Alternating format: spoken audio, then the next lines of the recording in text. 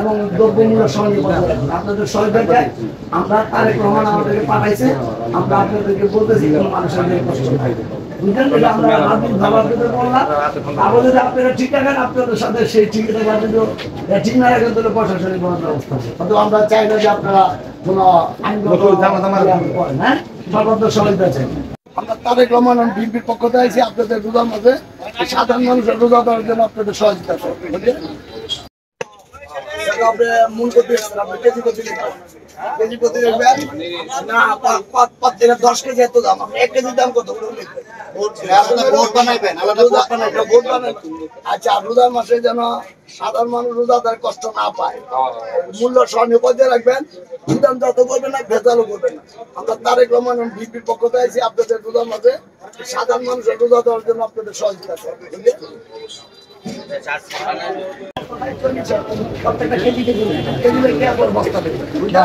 আর এই রোজার মাসে সাধারণ মানুষের রোজা ধরে কষ্ট নেই, আপনাদের সহযোগিতা দ্রব্যমূল্য সহনীয় পর্যায়ে যেন মানুষ কষ্ট না পায়, মানুষ কষ্ট না পায়, মুসলমানদের কষ্ট না পায়। আপনারা কোন থেকে আসছেন? এটা বললাম না আমি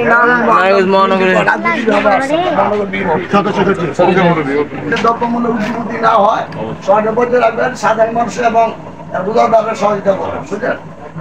দিল্লি দেখেন তো দেখবেন এই রমজান মাসে সাধারণ মানুষ এবং রোজাদারের সহযোগিতা করবেন, দ্রব্যমূল্য সহনীয় পর্যায়ে রাখবেন, উদ্যোগী করবেন না।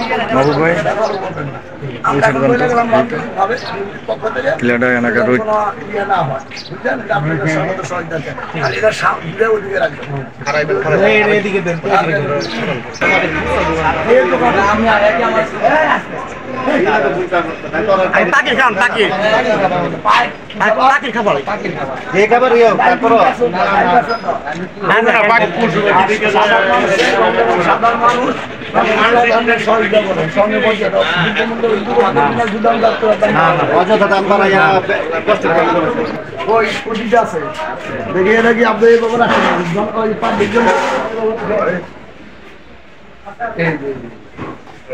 আপনি স্পষ্ট করে লিখবেন, প্রতিদিন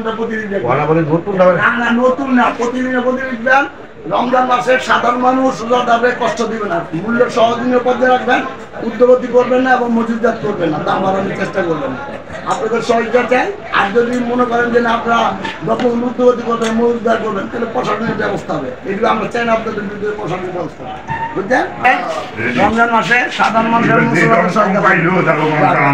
সহযোগিতা আলহামদুলিল্লাহ অবশ্যই করবে। নাই গোডাউন দাম বাড়াইছে, এবার তো এই সুযোগ